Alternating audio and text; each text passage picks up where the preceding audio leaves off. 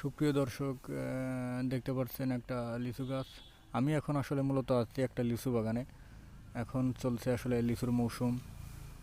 রসালো ফল লিচু, যেটা আসলে দেখতে পাচ্ছেন গাছে থোকায় থোকায় পাকা লিচু ধরে আছে।